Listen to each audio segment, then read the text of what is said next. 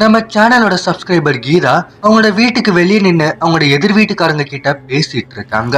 என்னக்கா பக்கத்து வீட்டுல ஒரே சத்தமா இருக்கு, என்னாச்சு அப்படின்னு கேட்க, அதுவா கீதா, அந்த வீட்டுல ஒரு சின்ன பொண்ணு ஒருத்தி இருக்கால, அவ ரொம்ப நாளா ஒரு மாதிரி வித்தியாசமா நடந்துக்கிறதுனால அவளுக்கு பேய் பிடிச்சிருக்குன்னு சொல்லி பூசாரி வர வச்சு பேய் ஓட்டுறாங்க அப்படின்னு சொல்றாங்க. அதை கேட்ட கீதா, எனது பேய் பிடிச்சிருக்கா, இன்னுமா இதெல்லாம் நம்புறாங்க?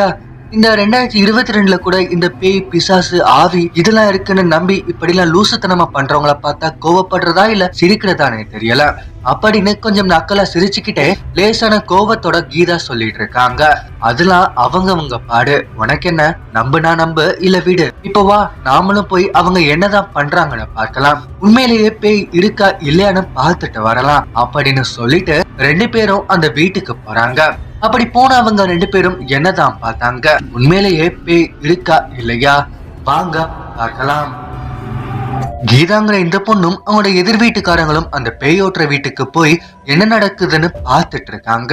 அப்போ அங்க அந்த பக்கத்து வீட்டுல இருக்க பெண்ணை கட்டி போட்டு ஒரு பெரிய சக்கர கோலத்துக்கு நடுவுல உட்கார வச்சு அவ மேல விபூதி குங்குமம் போட்டு அங்க வந்திருந்த பூசாரி அந்த பெண் மேல இருக்க பேய விரட்ட முயற்சி பண்ணிட்டு இருக்காரு. ஆனா எவ்வளவுதான் முயற்சி பண்ணியும் அந்த பெண் மேல இருக்க பேய் அந்த பொண்ணை விட்டு போக மாட்டேன்னு சொல்லுது.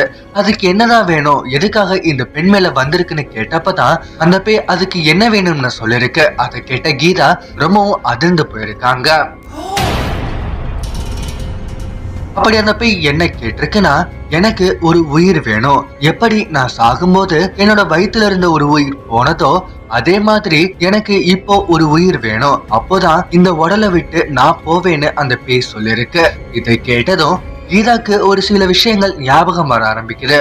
அண்ட் அவங்க, இல்ல கண்டிப்பா இருக்காது, இது அவளா இருக்காதுன்னு சொல்லிக்கிட்டே அந்த இடத்த விட்டு வெளியே வந்துடுறாங்க. இவங்க பின்னாடியே எதிர் வீட்டுக்காரங்களும் வந்துடுறாங்க. ஏ கீதா, என்னாச்சு உனக்கு, ஏன் வெளியே வந்த, ஏதோ இது அவளா இருக்காதுன்னு வேற சொல்ற, என்னடியாச்சு அப்படின்னு அவங்க கேட்க கீதா அவங்களுக்கு தெரிஞ்ச எல்லாத்தையும் சொல்ல ஆரம்பிக்கிறாங்க. அக்கா, உங்களுக்கு நந்தினிய ஞாபகம் இருக்கா அப்படின்னு கீதா கேட்க, இருக்கே, 2-3 வருஷம் முன்னாடி இறந்து போயிட்டால, சாகுறப்ப கூட அவள் கர்ப்பமா இருந்தாதானே, அவளை பற்றி தானே சொல்ற அப்படின்னு அவங்க சொல்ல, ஆமாம்கா, அவளே தான், அந்த நந்தினியோட பேய் தான் இப்போ இந்த பொண்ணு மேல இருக்குன்னு நினைக்கிறேன், இந்த பொண்ணு வேற கர்ப்பமா இருக்கான்னு கேள்விப்பட்டேன், கண்டிப்பா இது அந்த நந்தினியா தான் இருக்கணும், பாவம்கா இந்த பொண்ணு அப்படின்னு சொல்லி கீதா ரொம்பவும் வருத்தப்படுறாங்க.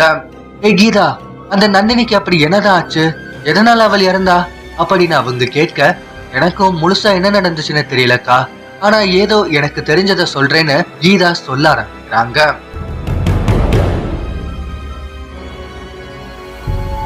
நந்தினி ரொம்பவே நல்ல பொண்ணு, ஆனா பயம்தான் அவளுக்கு அதிகம், எதுக்கெடுத்தாலும் பயப்படுவா. அப்படி அவள் ரொம்பவும் பயந்த ஒரு விஷயம் தான் குழந்தை பிறக்கிறது. அவள் கல்யாணமான 2 மாதத்திலே கர்ப்பமாகிட்டா. இதை கேட்ட அவளோட வீட்டுல இருக்க எல்லாருக்குமே சந்தோஷம். ஆனா அவளுக்கு அதுல சந்தோஷம் இருந்துச்சான்னு தெரியல, ஆனா பயம் ரொம்பவே அதிகமா இருந்துச்சு. அந்த டைம்ல தான் எனக்கு குழந்தை பிறந்ததுனால அவள் அடிக்கடி எங்க வீட்டுக்கு வந்து, அக்கா இந்த டைம்ல எப்படி இருக்கணும், எப்படி நடந்துக்கணும், எது பண்ணணும் எது பண்ணக்கூடாதுன்னு என்ன கேள்வி மேல கேள்வியை கேட்டுட்டு இருப்பா. நானும் சின்ன பொண்ணு இதை நினைச்சு பயப்படான்னு எனக்கு தெரிஞ்ச எல்லாத்தையும் சொல்லி கொடுத்தேன், தேவையில்லாம பயப்படாதுன்னு சொல்லியும் வச்சேன். ஆனா அவள் ஒரு விபரீத முடிவு எடுத்துட்டா. ஒரு நாள் அவங்க வீட்டுல இருந்த எல்லாரும் பயங்கரமா அழுகிற சத்தம் கேட்டுச்சு. என்னாச்சுன்னு போய் பார்த்தா நந்தினி தூக்கு மாட்டி இறந்து போயிட்டா. எதற்காக தூக்கு மாட்டிட்டான்னு ஒரு லெட்டர் ஒண்ணு எழுதி வச்சிருந்திருக்கா. அதுல அவளுக்கு டெலிவரி டைம் நினைச்சு ரொம்ப பயமா இருக்கிறதுனாலையும் அந்த வலியை தன்னால தாங்கிக்க முடியாமல் போயிட்டா, என்ன பண்றது அப்படிங்கறதுனாலையும் அவள் தற்கொலை செய்ய முடிவு பண்ணதா லெட்டர் எழுதி வச்சிருக்கா. நந்தினி தற்கொலை பண்ணினப்போ அவள் 6 மாதம் கர்ப்பமா இருந்தா.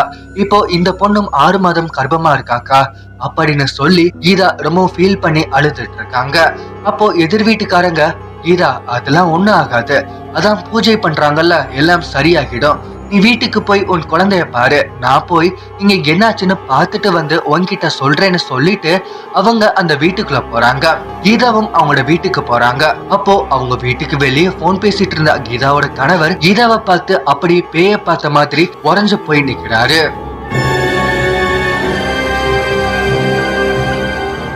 அவரை பார்த்த கீதா, ஏங்க என்னாச்சு அப்படின்னு கேட்க, அவர் சொல்றாரு, கீதா நீ எப்போ வெளியே போன, பையன் கூட விளையாடிட்டு தானே இருந்த அப்படின்னு சொல்ல, என்னங்க சொல்றீங்க, நான் பக்கத்து வீட்டுக்கு போயிட்டு இப்பதானே வரேன். தம்பி கூட நீங்க தானே இருந்தீங்க, உங்ககிட்ட தானே விட்டுட்டு போனேன்னு கீதா சொல்ல 2 பேரும் பயந்து போய் வீட்டுக்குள்ள போய் பாக்குறாங்க. போய் பார்த்தா வீட்டுல அவனோட பையன் சிரிச்சுக்கிட்டே புக்கு பார்த்துட்டு இருக்கான்.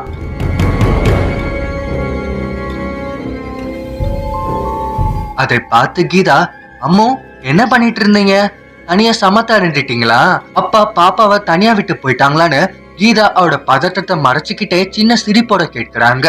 அதுக்கு அவனோட பையன் அவன மழலை குரல்ல, அட போங்கம்மா, இவ்வளவு நேரம் அத்தை நிறைய கதை சொன்னாங்களே, ஜாலியா இருந்துச்சுன்னு சிரிச்சுக்கிட்டே எதிர்க்க இருக்க சோபாவை பார்த்துக்கிட்டே சொல்றான். இதை கேட்ட கீதாவும் அவனோட கணவரும் எதிர்க்க இருக்க சோபாவை பாக்குறாங்க. அப்படி அங்க இருக்க சோபாவை பார்த்த கீதாவும் அவனோட கணவரும் அப்படியே உறைஞ்சு போயிட்டாங்க. ஏன்னா அங்க இருந்தது இறந்து போன நந்தினியோட ஆன்மா.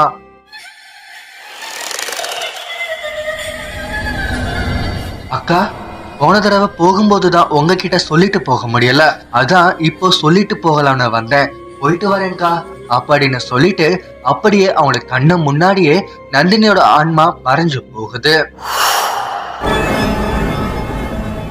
இந்த சம்பவம் தான் நம்ம சேனல் சப்ஸ்கிரைபரான கீதா அவங்களோட வாழ்க்கையில ரொம்பவும் சமீபத்துல நடந்தது.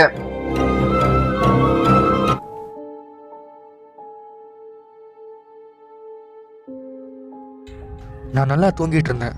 அப்போ அப்பா அப்பா எழுந்திரிப்பா அப்படின்னு என்னோட பொண்ணு என்னை எழுப்ப ட்ரை பண்ணிட்டு இருந்தா. தூக்க கலக்கத்தில் எழுந்து மெதுவாக டைமை பார்த்தா டைம் இப்போ 3 மணி. என்னம்மா என்னாச்சு, இன்னும் தூங்கலையா நீ அப்படின்னு என்னோட பொண்ணுகிட்ட கேட்டேன். அப்பா அப்பா எனக்கு கெட்ட கனவா வருதுப்பா அப்படின்னு என்னோட பொண்ணு என்கிட்ட சொன்னான். அப்போதான் என்னோட பொண்ணோட முகத்தை ஃபுல்லாக பார்த்தேன். பயந்து போய் அழுதுகிட்டு இருக்கா. எனக்கு இருந்த கொஞ்சம் நெஞ்ச தூக்கமும் போயிடுச்சு. என்னோட பொண்ணை தூக்கி என்னோட மடியில் உட்கார வச்சு, ஒன்றும் இல்லடா, என்ன கனவுன்னு அப்பாட்ட சொல்லு, நான் பார்த்துக்கிறேன் அப்படின்னு சொன்னேன். ஃபர்ஸ்ட் மாட்டேன்னு சொல்லி அழுதா. பக்கத்தில் இருந்த வாட்டர் பாட்டில் எடுத்து குடிக்க சொன்னதும் குடிச்சா. கொஞ்சம் ரிலாக்ஸ் ஆனதும் கனவை பற்றி சொன்னான். அப்பா என்னோட கனவுல அம்மாவோட ஸ்கின்னை யாரோ எடுத்து போட்டுக்கிட்டாங்க அப்படின்னு சொன்னான். என்னோட பொண்ணு சொன்னதை கேட்டு எனக்கு மிகப்பெரிய அதிர்ச்சி. ஏன்னா என்னோட பொண்ணு இப்போ 2nd ஸ்டாண்டர்ட் தான் படிக்கிறா. அவளுக்கு இப்படி ஒரு கனவா அப்படின்னு யோசிக்கும் போது என்னோட ஃபோன் ரிங் ஆகுது. இந்த நேரத்தில் யார் கால் பண்ணுறாங்கன்னு பார்த்தா வெறும் நம்பர் தான் வந்திருக்கு. அட்டன் பண்ணி ஹலோ அப்படின்னு சொன்னேன். அதர் சைடில் இருந்து, ஹலோ நான் இன்ஸ்பெக்டர் பேசுகிறேன், கொஞ்சம் நான் சொல்கிற இடத்துக்கு வர முடியுமா அப்படின்னு கேட்டார். சார் அன்டைம், இப்போ எப்படி அப்படின்னு கேட்டேன். அதுக்கு அவர் சொன்ன அந்த வார்த்தையை கேட்டு நான் செத்துட்டேன். அப்படி அவர் என்ன சொன்னாருன்னா, மதுமிதாங்கிறது உங்களோட மனைவி தானே? சிட்டியிலிருந்து கொஞ்சம் தொலைவில் ஆள் நடமாட்டம் இல்லாத பகுதியில் கொலை செய்யப்பட்ட ஒரு பெண்ணின் உடல் கண்டெடுக்கப்பட்டுள்ளது மற்றும் அந்த பெண்ணின் உடலில் உள்ள தோள்கள் முழுவதுமாக பீட்டெடுக்கப்பட்டு மிகவும் கொடூரமான முறையில் கொலை செய்யப்பட்டுள்ளார் என்பதும் தெரிய வந்துள்ளது. போலீசார் கொலைக்கான காரணத்தையும் கொலையாளியையும் தேடி வருகின்றனர்.